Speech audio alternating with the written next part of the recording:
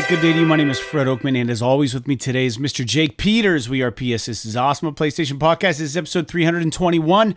This is a show where we share our feelings about the current state of PlayStation. Before we get off the show, I want to invite you all to subscribe to our channel on YouTube, youtube.com/PS. This is Awesome. And if you make fun of our trophy list on the PlayStation Network, you can find me at Anchorless_81 and Mr. Jigsaw Peters at Jigsaw01. As always, you can write us at psthisisawesome@gmail.com.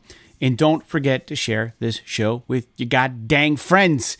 Make sure to leave comments. Rate our podcast as you see fit. And as a reminder, this is a video podcast as well. So you can watch us on the YouTube channel. Make sure you ring the bell and subscribe to us over there. And if you're new to the show, thank you. If you've been around for a while, thank you. But we do have a Patreon. You can support us for $1 a month. It's on Patreon, and the Patreon tier is called the one and only $1 Club. You can go to patreon.com/PSThisisAwesome to become a $1 patron, get a free die-cut vinyl sticker in the mail, like this one right here. Haven't any new subscribers lately, but that's okay. And a shout-out on the show. And I do want to say this podcast typically airs on Wednesdays, and if you're a supporter of the Patreon for $1 a month, you usually will get the episode a day or two early. This episode should be no exception. We are recording this on Monday, which means it'll air tonight for the Patreon supporters. With that out of the way, Jake, how are you doing? Hold on, I don't have any volume. Hold on. I don't know what the hell just happened. I got no volume for you. Hold on. This is no good. Why don't I have volume? I heard you talk earlier. Now yeah, can you hear me? I got you. Jesus, don't scare me. Sorry. Like that. Yeah, no, it's You're sorry, coughing. it's me. I was muted. Yeah, I was just saying that I'm conscious, but I've been on the couch basically since Thursday after work. I've just been sick all fucking weekend, and I don't know if it's been hard to tell if it's like a cold or the flu or just a sinus infection. I had a fever, but it was only for like, I don't know, maybe 12 hours. It was not very long. And then, I basically did nothing. Like literally Friday I stayed home from work, and then literally all weekend, all I did was sleep and, play Final Fantasy. That's basically it. And I went to work today, and it was a struggle. I'm telling you. I mean, I was able to get through it, but it's like, you know how whenever you're sick and like the first day back, you're just like drained. Yeah. Like, I don't know if you know what I mean. Like I woke up and I hacked all this shit out and was like, okay, I'm ready. I feel okay. I'm ready to go. And by like 11 o'clock, I just had my head on my fucking desk, and I was just like, oh my God, I'm so fucking tired. Yeah. And, but I got a little bit of caffeine in me. I rallied after lunch, and I've been doing all right. So you'll have to apologize, or I have to apologize to the listeners. I'm going to be as present as possible during this episode, but the muting scenario might happen again just because you know how it is like when you have a chest cold and like when you get that shit, like all that mucus and shit in your lungs, yeah, and like when your body's trying to get rid of it, you'll just be like talking or whatever, and then all of a sudden you'll just start coughing out of nowhere. Oh, it's the worst. Like it fucking is awful. So that shit's been happening to me, and yeah. Thankfully I haven't had. Have you ever had like one of those embarrassing moments where you do that and like some shit flies out of your mouth? Oh yeah, it's like you snot rocket out of your mouth. Fucking disgusting. Fucking or like it's like or maybe you get into a scenario where you put your hand, you like put your arm up, like you catch it, but then like your sleeve is just fucking covered in snot. Like it's disgusting.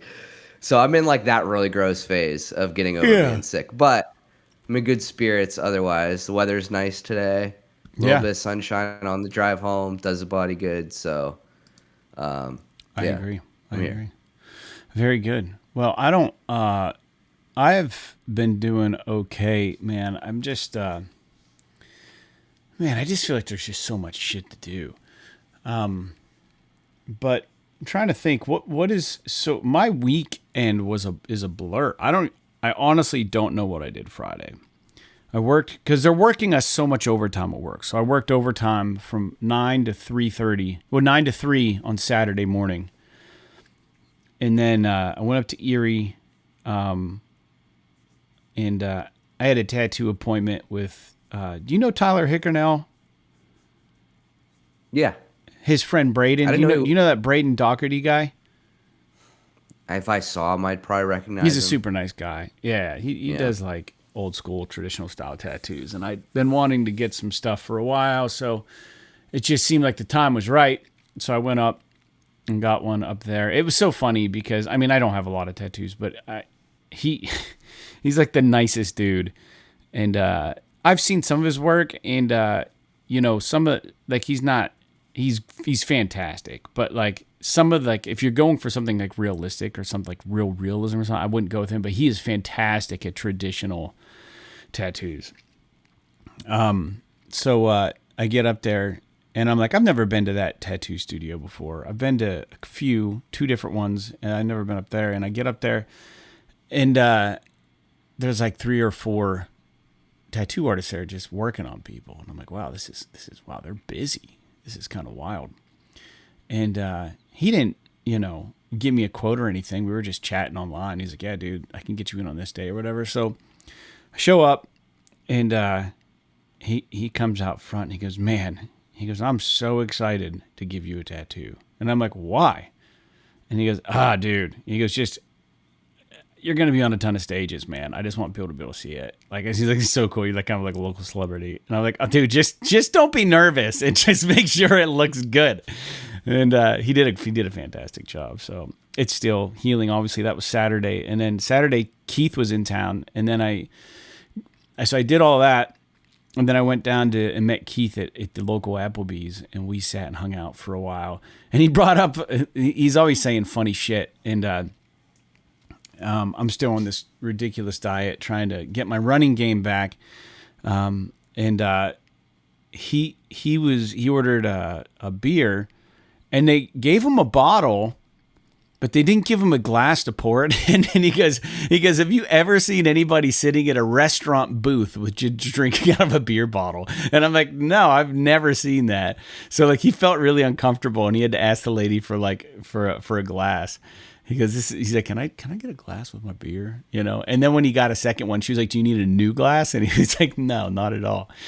The funny thing is when we got there, Keith always jokes around about shit. And he was just like, you got to understand his humor, maybe to think it's funny, but he just goes, he texts me, he goes, I'm not going anywhere that doesn't have a booth.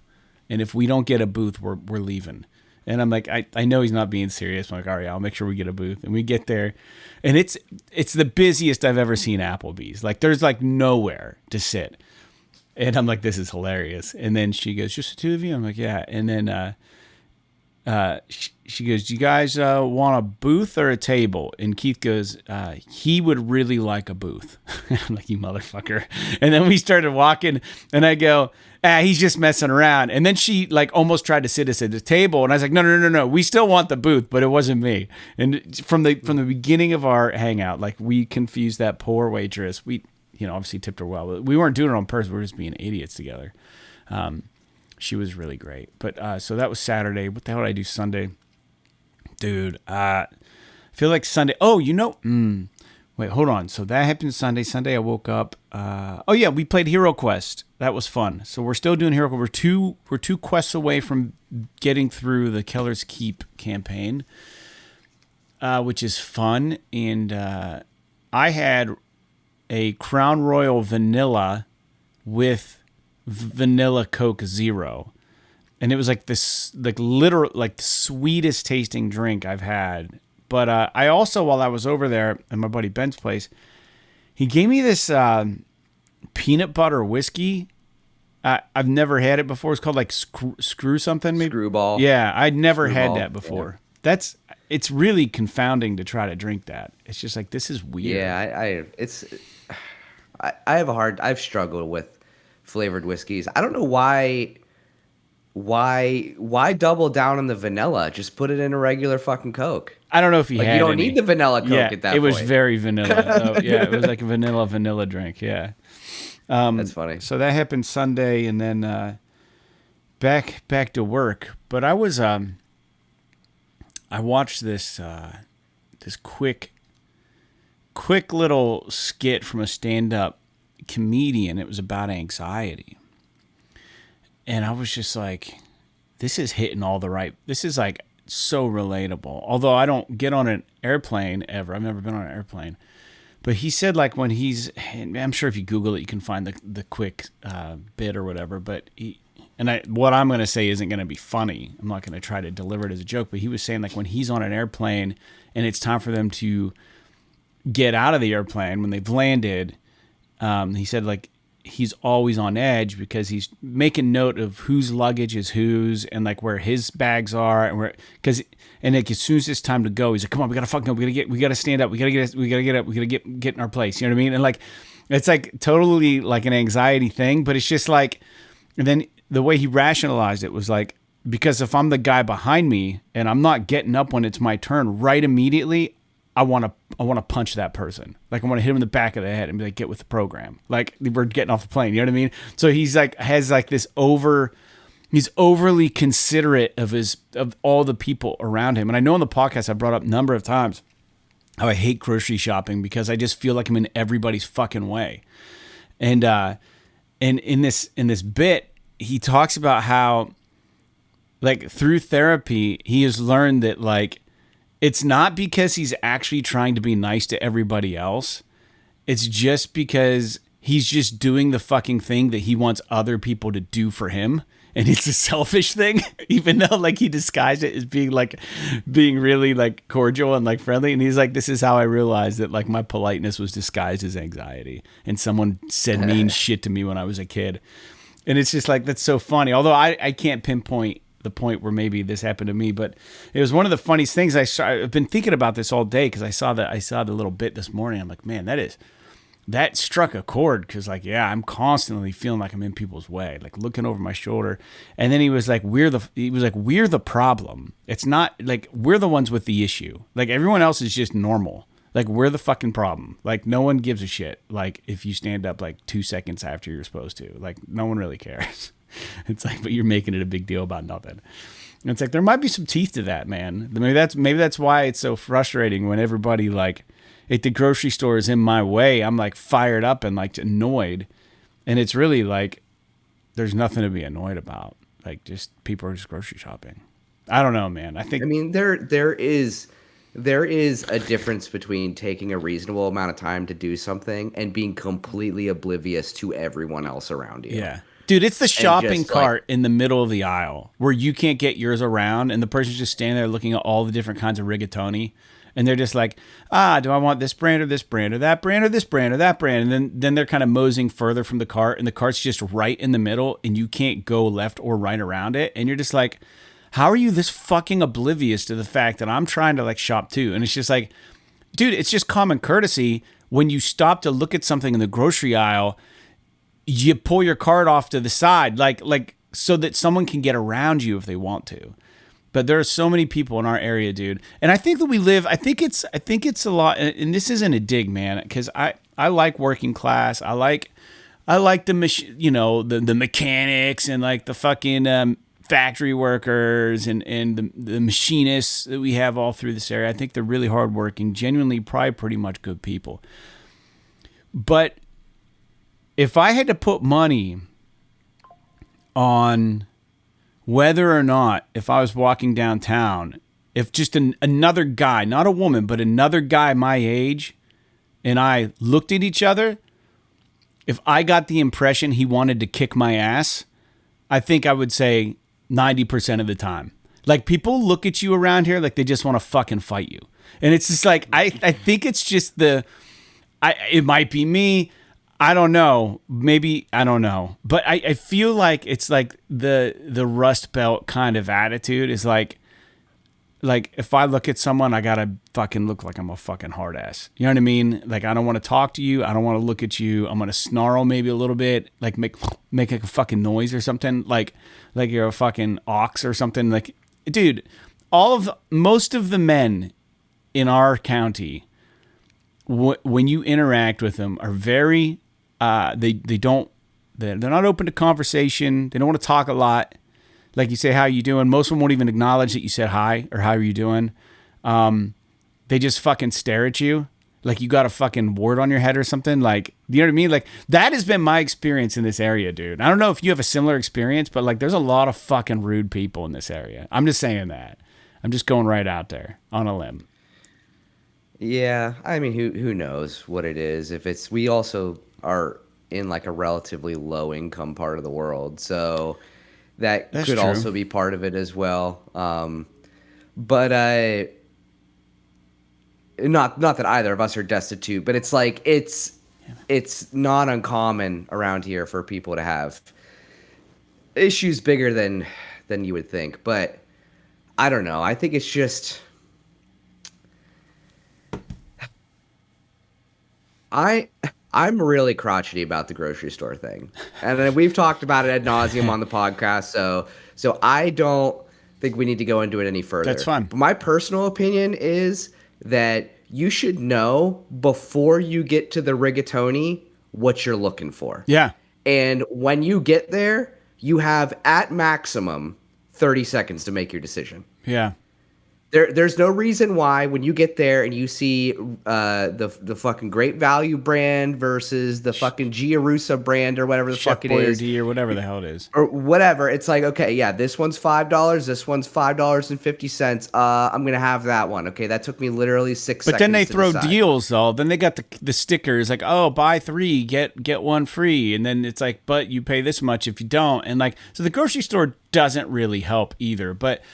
Dude, when you're talking 20 cents, 50 cents. But here's what you do. Here's the clutch move. If you give a shit about anyone, you take that new piece of information and you move on. Maybe you circle back when you've had time to think about it. Yeah. But you don't clog the whole fucking aisle for 10 minutes. Right, and then drift from the cart. You drift. You drift to a point, and a lot of these people, like if it's a woman, they'll leave their purse in the cart. So, like, heaven forbid you try to fucking move the cart because then it's like, oh, that guy's trying to fucking steal my purse. You know what I mean? Like, you just don't know what you're going to get into. So it's just like, sometimes they'll leave a fucking child in the cart. And they're just drifting at the far end of the aisle. And their cart's just in your fucking way. And it's just like, show some decency. That's it, man. That's all anybody asks. Just have a little spatial recognition of the amount of space you consume with your cart and your body, and be mindful that other people are there as well. That's it. It's not hard to do, but it seems very difficult. My general rule of thumb is that you should assume that everybody around you has somewhere they need to be. Yes. And they don't have all day. Right. So that doesn't mean you can't take your time and do your thing and you know, do what you need to do. It's you have every right to be there too.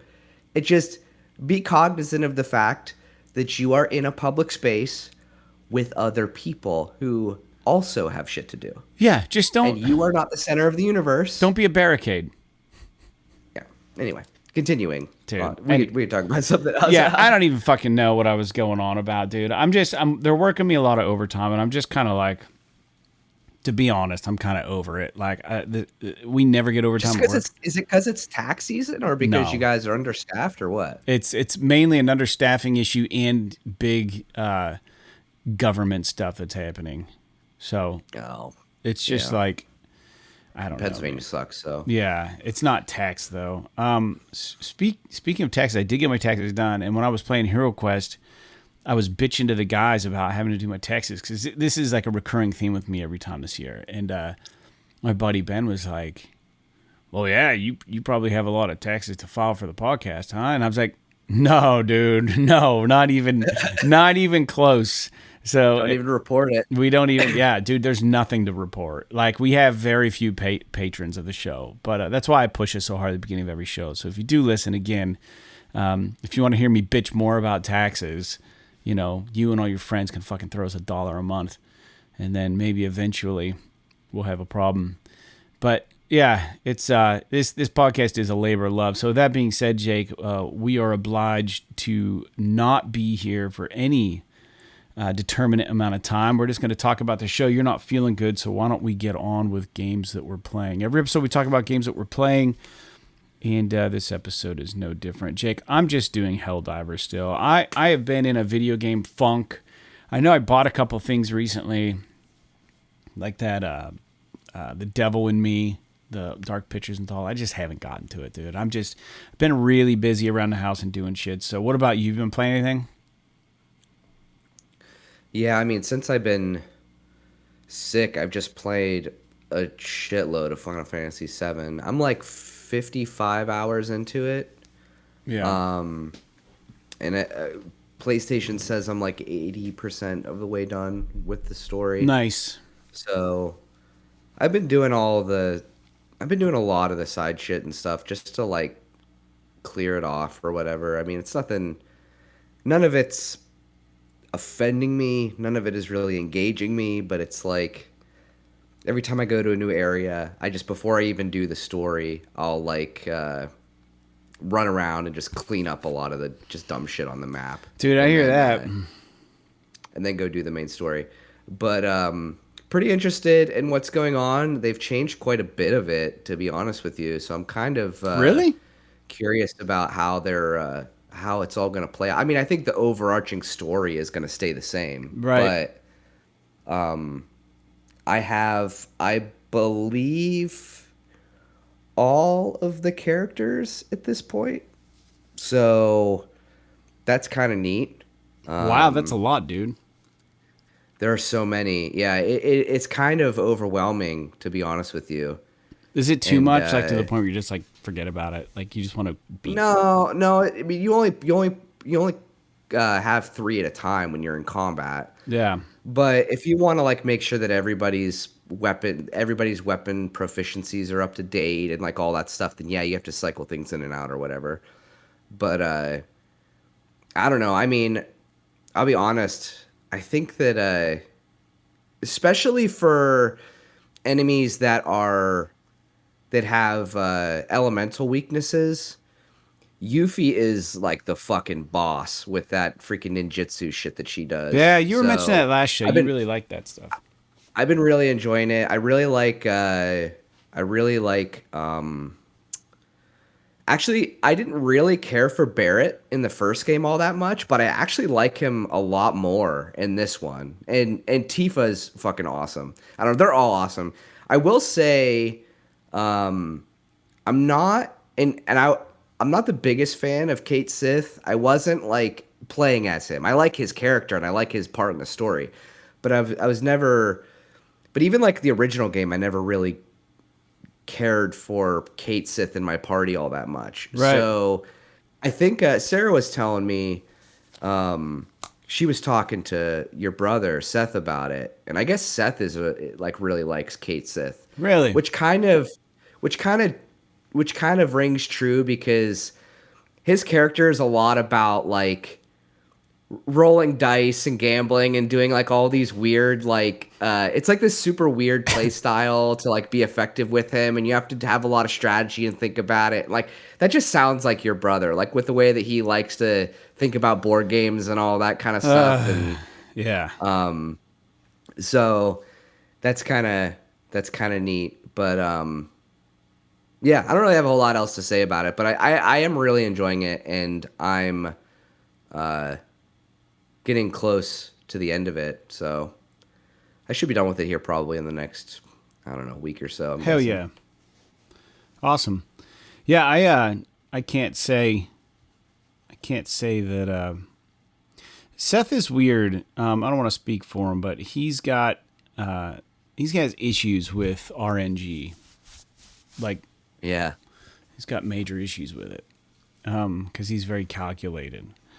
I think that's why he didn't really get into Darkest Dungeon, to be honest, because it was just too randomized. But it's so funny that he's into.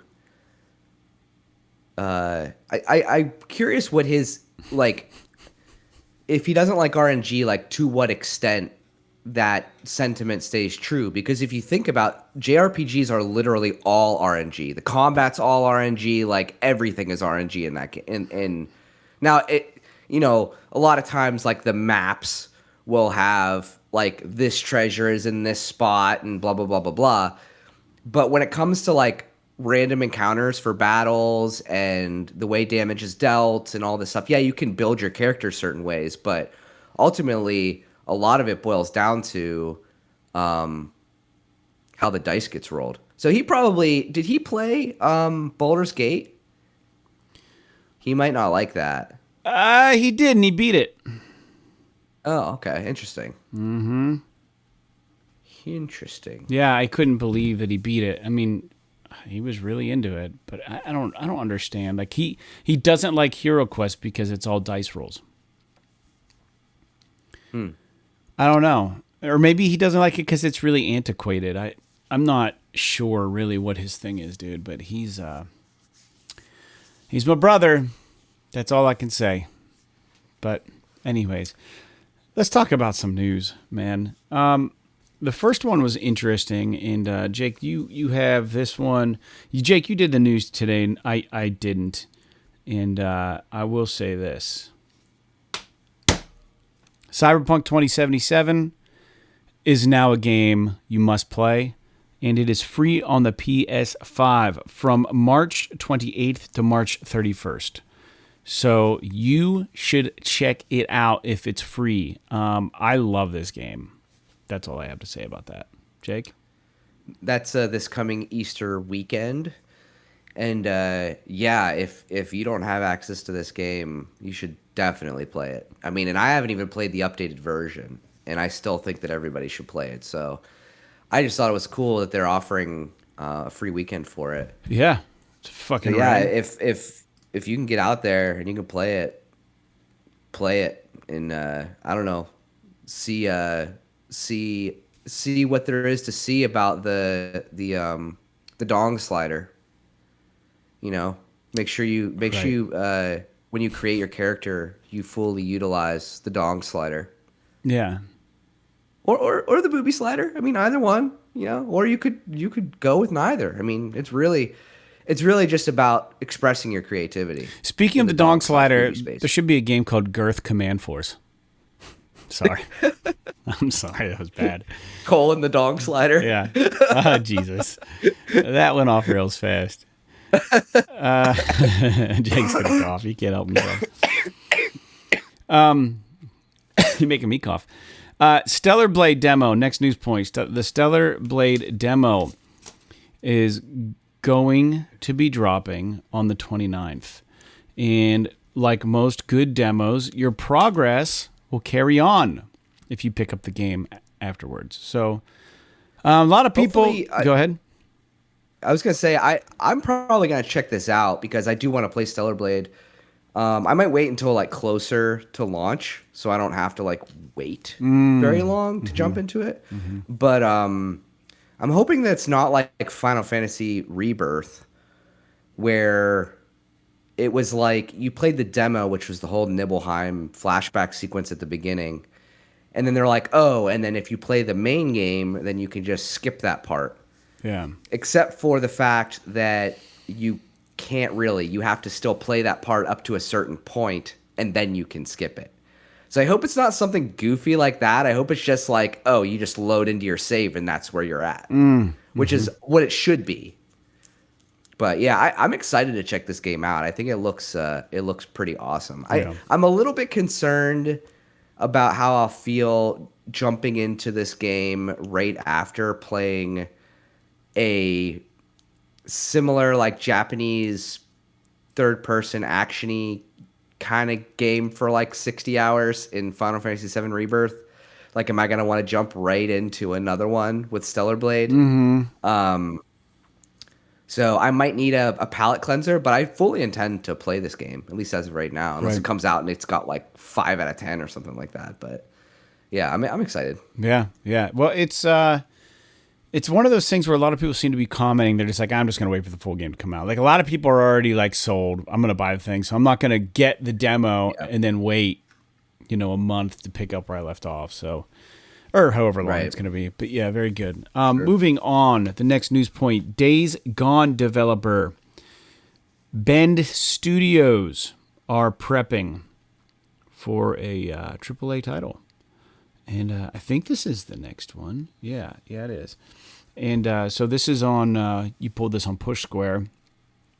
It says they're staving up for another AAA live service game.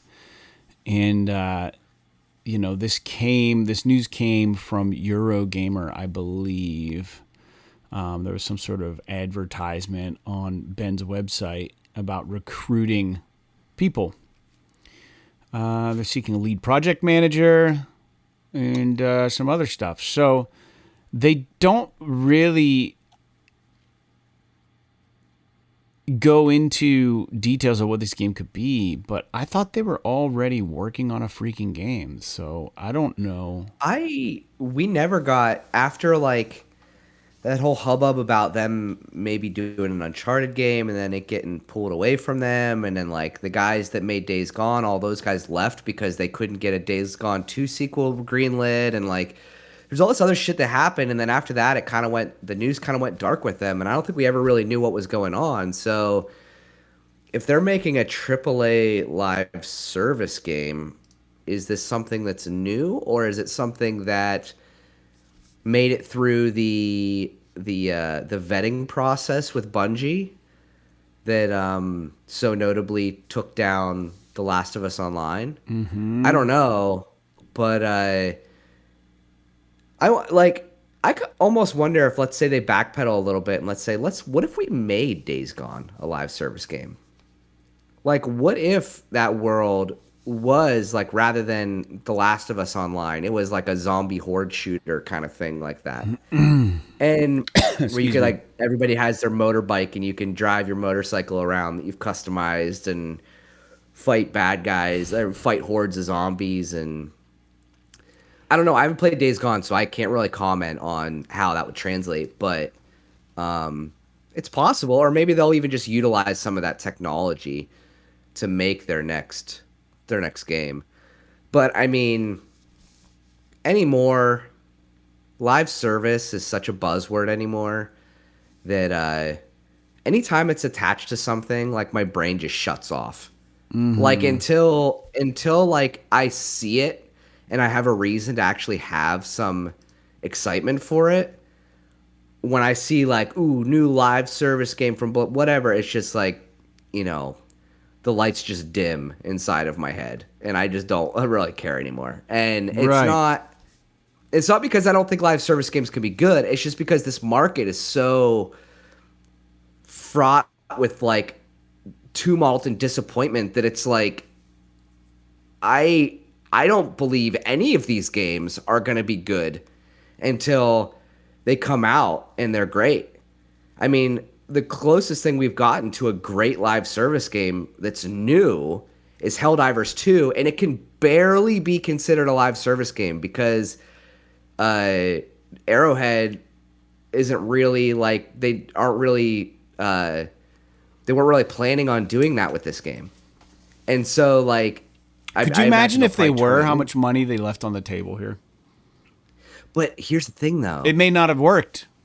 It may not have worked. It may be that the reason why it's so popular is because it doesn't have all that bullshit built into it. Now, all they have to do is just slowly ramp it up. Like, slowly add shit into that store where you can buy all the gear and stuff. Slowly add in, like, mechs and vehicles and stuff. And that's the way you should do it. Not just be like, our new live service game, and then they try to make it Fortnite right off the bat, and everyone's like, this isn't Fortnite, I'm not fucking playing this. Or this isn't Destiny, I'm not fucking playing this. Or Call of Duty, or whatever. Yep. And so, like, how many of these live service... Dude, fucking... Suicide Squad. Like, that... Rocksteady is considered one of the best developers on the market until that game came out. And everyone's like, what the fuck is this? And if Rocksteady can't make a DC themed superhero uh, live service game in their image and have people care about it, like what do any of these other fucking companies have? Like, what chance do they have, really? And I mean, think about, like, Anthem was a complete fucking dud. Um, and what was that other one that Square Enix did that, like, literally had like 10 players the day it came out? Oh yeah, not Rigs. It was No, it was like the really generic medieval looking one. I don't know. I know what you're talking about, but I don't know the thing. Yeah. So I don't know. I wish that they wouldn't call it, like, don't say it's a live service game. Like, make a great AAA game first. You could even make a great AAA multiplayer game first, and then add the live service into it. As you got to have the fundamentals, though. And I get that, like, there's probably a certain amount of framework you have to have in the base product for live service to be able to function, but focus on making a good game and then focus on making it marketable in a live service capacity. And so, and I'm not saying that this is going to be a good or a bad game. I have no idea. I'm just saying that calling a game that is brand new that you've never even heard of live service, to me, is like a turnoff, I think, for a lot of people now, because it's just like, it's like the new battle royale. It's like, it's just the buzzword. Right. You know what I mean? Yep. Everybody's making a battle royale game. Everybody's making a live service game. It's like, I'll be over here playing fucking 65 hours of Final Fantasy VII Rebirth, and like, if you made a good multiplayer game, like a Helldivers or like a Last of Us Factions, you could get me conceivably in for, 30, 40, 50 hours. It's not going to be my life, but I don't know. I guess I'm not the audience for this stuff, though, so maybe that's not for me. I don't know. I guess I'm disappointed that they're so overtly staffing for a live service title, and maybe they need to do that to attract the specific talent that they want.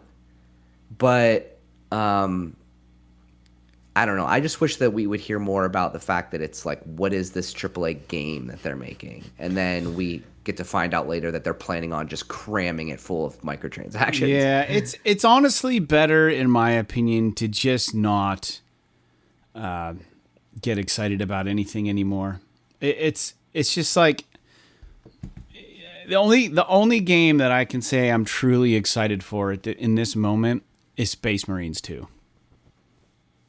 That's it, really. It's the only game I'm truly actually excited for, because I'm invested in the first one. I want to see what happens, and everything I've seen about this game looks awesome. And but even then, like, Saber and all those guys just got sold off. Yeah. Like, there's all this weird shit going on where it's like that game could conceivably get fucking pushed or fucked up or even canceled because of just other shit.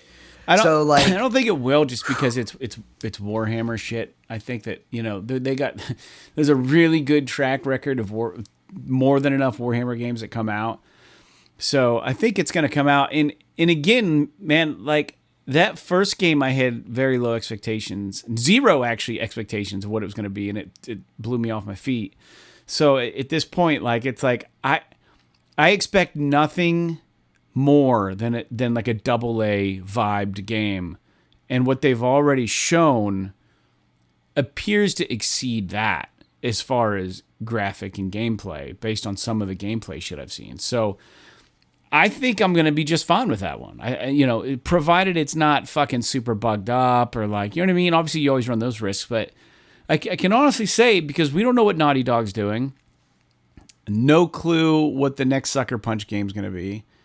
Ghost of Tsushima, imaginally, part 2, right? So I mean, but no idea when that's coming down the pipeline. CD Projekt Red has nothing fucking in store right now. There's just like Ben just is gearing up for a AAA game. Who knows what the fuck they're doing? Like nobody knows anything about any of these studios at this point, and it's just like truly the only game that I'm actually excited for is Space Marines 2. Like it's the only one on my radar where I'm just like, fuck, I'm looking forward to playing that game. Like I can't think of like that doesn't mean that there aren't going to be games that I see a trailer for, like Darkest Dungeon 2, but that game's technically out on PC right now. So like, it's like there are games that I want to try and play, and there are games that I've heard about that have piqued my interest. But when it comes to a game that like I know that I'm going to pick up, the only one this year that I can think of is Space Marines 2, honestly. So I don't know. I'm waiting to see what the hell else Sony drops here. Maybe the Metro Awakening game, the VR Metro game, maybe. You know what I mean? That looks cool. But I don't know. Needless to say, we'll move on to the next news point, man. Jim Ryan is being immortalized, but only kind of. You can pick up an avatar of Jim Ryan on PS Stars, which is the loyalty program. And I think that is over probably by the end of like April or something. So there is only a limited time where you can go get him for your PS Star shelf. I like the idea of memorializing real people in PS Stars. I think that's really cool. I'd love to have like a Shuhei. I'd love to have like I don't know, like a Jack Trenton would be hilarious. Like it's almost like baseball cards. I don't know. I wish a Druckmann would be fun. I'm not gonna lie, like they should have just fucking made these real. Because I bet, like, for just the laughs, people would have bought them. Oh yeah. Like if they just made like, I don't know, 10,000 of them and put them on the Sony store. Dude, they could have sold them for 20, 25 bucks a piece easily. Yeah. People would have fucking bought them, and it would be hilarious having these fucking things out there. Because, I mean, yeah, Jim Ryan, what a guy. But I agree with you.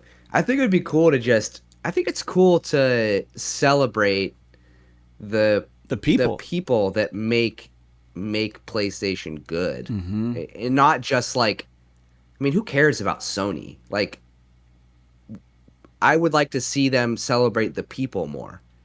And wouldn't it be awesome? Jim retiring, it's cool. Yeah, how cool to do this. How cool would it be if like that was like an incentive to stay with like a Sony studio?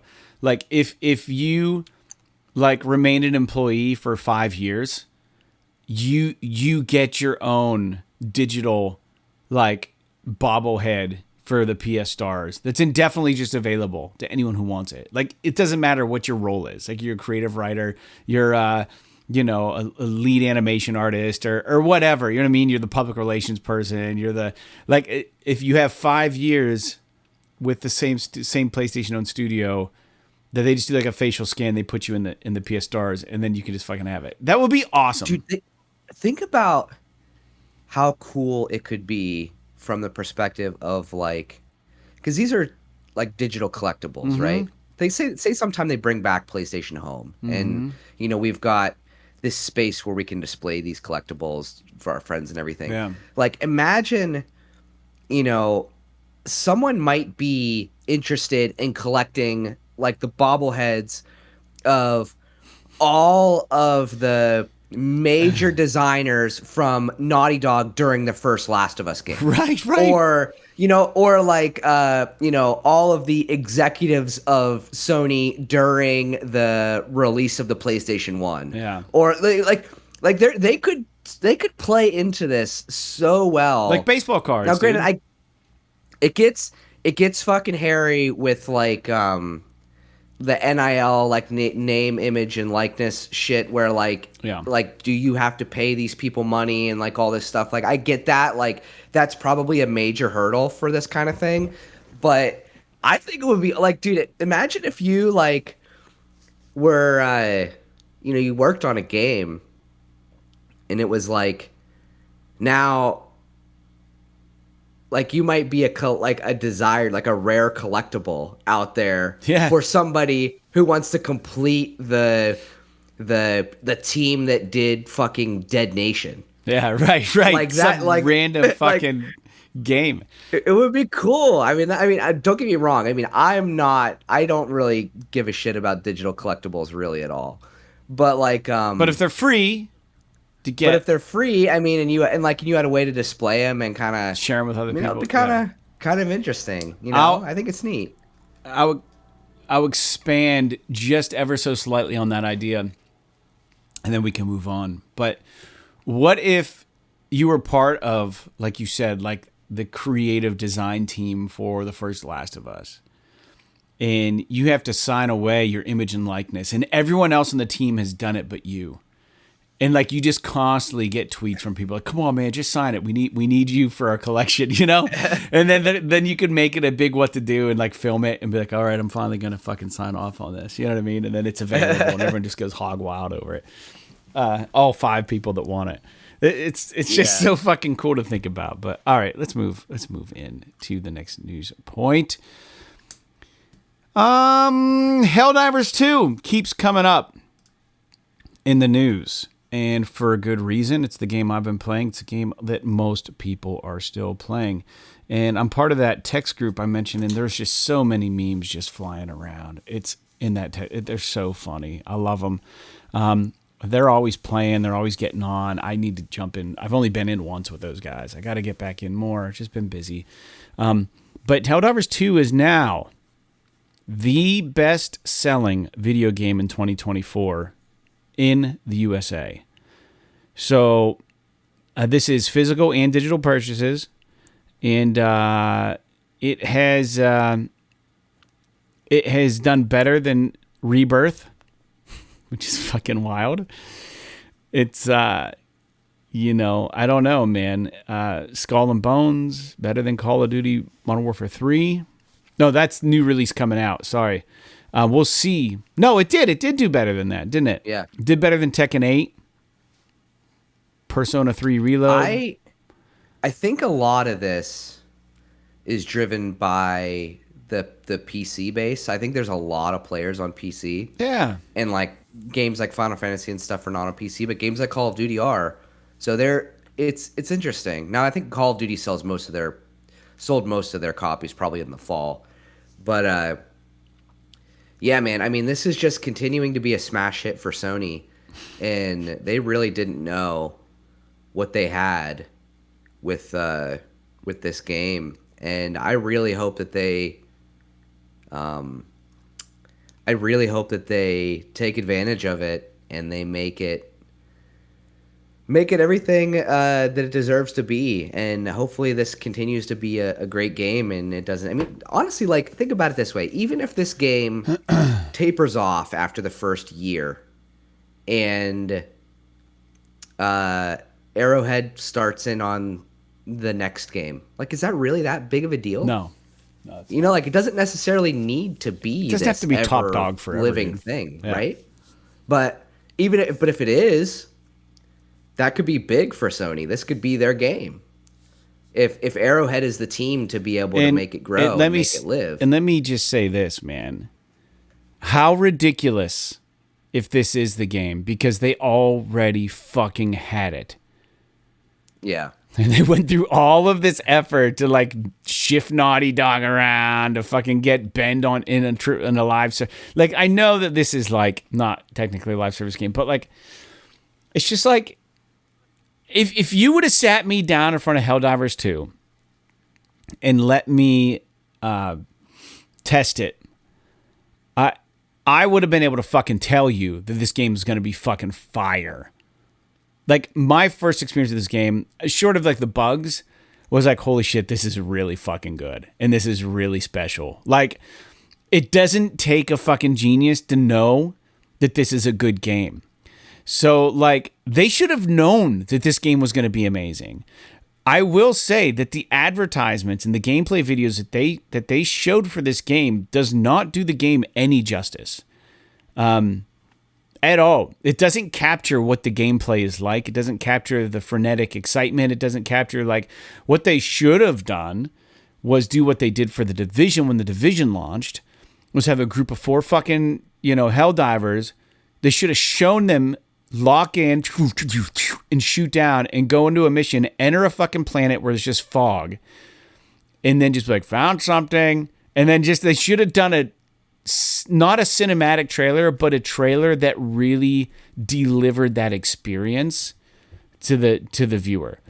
Because they didn't do that with this game. It was just like, oh, here's shooting a ton of bugs. Here's a menu. Here's, a funny, quirky, like, cinematic trailer that you only get one time in the game, unless you watch the intro over and over again. Like, they didn't really do a good job with the trailer. Like, I think if they could have really captured what this game was about before it launched, they might have even had more sales right out of the gate. But there was a lot of skepticism about if this game was going to land. And I just think a lot of that is due in part to the shitty fucking... They promoted it. Don't get that confused. They promoted this game. But it was the way that they promoted it. And I think if they had one trailer that was kind of set up like that first Division trailer, holy fuck, man. They would have had everybody on the edge of their seat. So, and they could have done that. It's tough, though, because my understanding is that so much of what makes the game great is the random shit that happens. Yeah.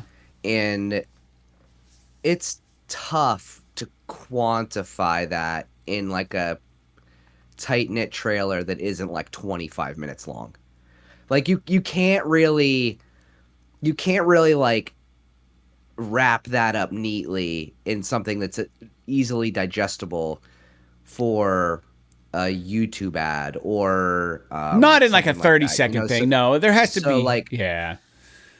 So I get why that's tough. Now, could they have done better? Sure, they could have done better. But like, it's kind of like trying to a lesser extent, but it's kind of like trying to advertise VR. Like, you can't really advertise VR. You just got to fucking play it to really understand what it's about. Yeah. And so until you play one of these games and you have like this crazy shit happen to you and you see like all the references to Starship Troopers and all this other shit that's going on, like, it's really hard to grasp.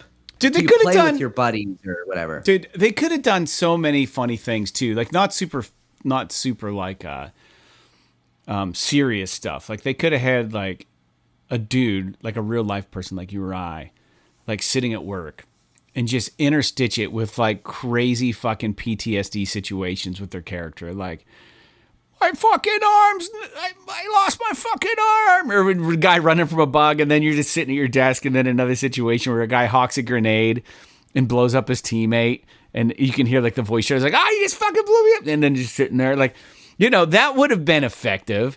And then like, a moment where like one of the huge bugs shows up that look like they came out of Shadow of the Colossus, and they just fucking show up, and everyone's just like run for your life, and trying to call down missiles, and then just mayhem. But they just keep cutting like this quiet office where a guy's just sitting there. Because honestly, all of us that play Helldivers that like have a job, that first week or two, it's the only thing I could think about. Like I was just thinking about the fucking game nonstop. And yeah, it's that good, man. That would have been a cool ad. But it is what it is. That's why I'm not on the Helldivers team, because they clearly did fine without me. But anywho, let's get on to the next news story. I'm happy to hear that about that game. Being a fan of the original.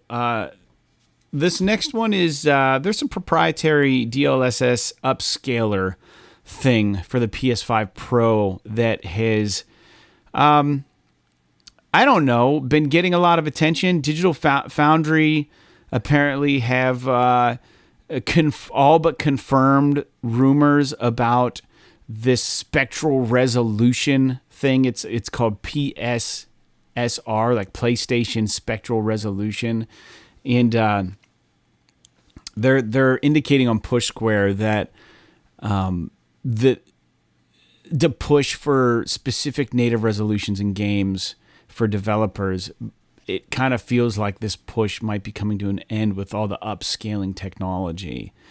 Do you know, are you familiar with DLSS and what it does and like the whole idea behind it? Is it kind of like AI in a way? So it's So I'm by no means an expert, but my understanding is that it's something an NVIDIA exclusive sort of algorithm that can be enabled within games using their video cards, where it will use a bunch of crazy math to essentially upscale 1080p to 4K with like almost zero resource usage. So like if you were to actually run a game at 4K, you have to load 4 times as many pixels, is 4 times as much information as if you were running 1080p. Right. So that's why it runs slower, because the hardware has to be so good to be able to run that much information that fast. Well, what DLSS does is it allows you to upscale from 1080p to 4K in a manner that makes it seemingly almost indistinguishable from 4K. It's amazing. And it uses very few extra resources. So what this means is that we could, with this PS5 Pro, I guess if it's going to have this feature enabled, is that we could theoretically have all of the games that we're playing running at 4K 60 hertz with ray tracing and all the bells and whistles and everything, without having to have all this super expensive extra hardware packed into the console. Right.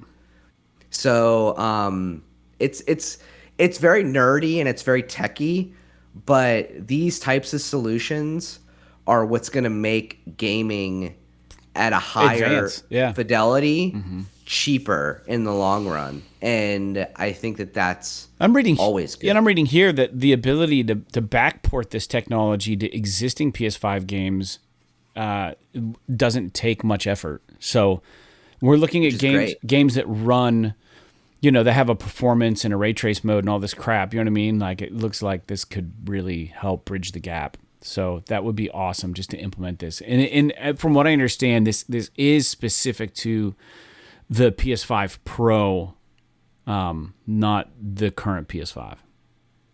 Right. So you'd probably have to buy a new console. But that being said, very good.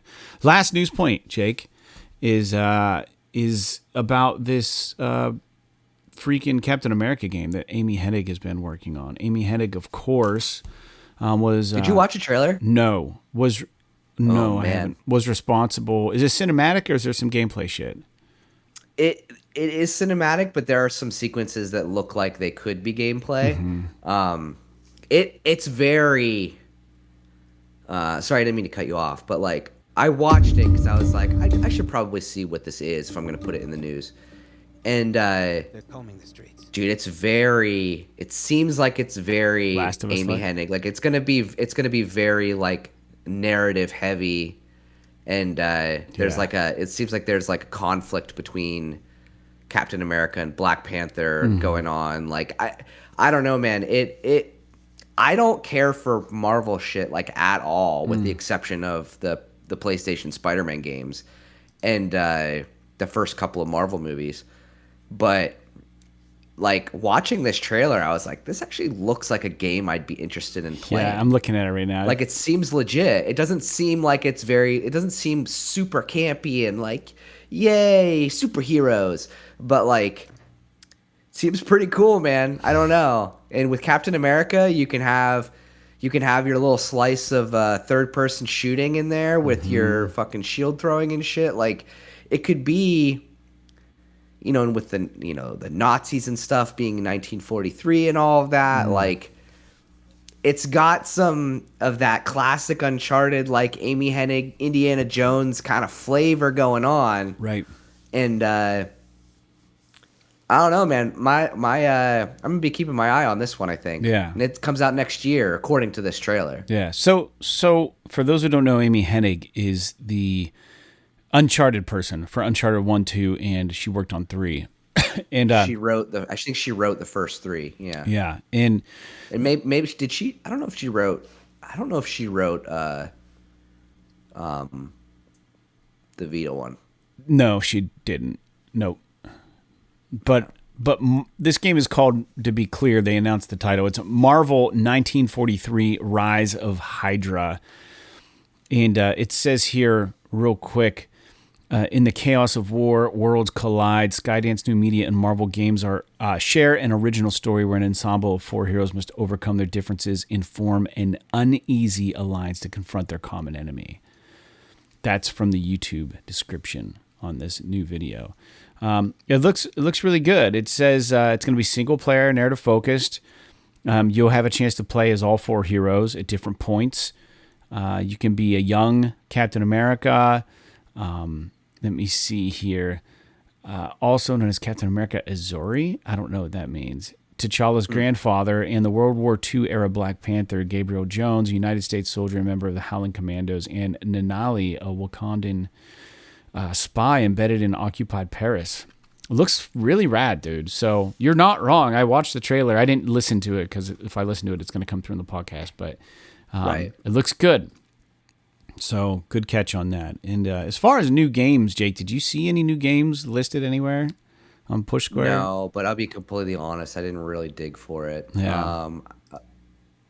Yeah, I don't. I mean, I can look real quick. It just takes 2 seconds. Okay. But, oh man, I saw, for the listeners who might be interested, I saw people were posting on Reddit that the PSVR 2 was being found at a discounted price at Walmart for $300. Fuck yeah, go buy it. It's yeah, $300. $300 isn't actually bad at all. Would we pay $550? I don't know, but I don't know if that's all $5. Walmarts. So don't quote me on that. But if you're a little thrifty and you shop around, I wouldn't be surprised that you might find something somewhere. I don't think that was probably a pricing error because we just had a news story about how Sony indicated they were overstocked with them. So they might be trying to move them, dude.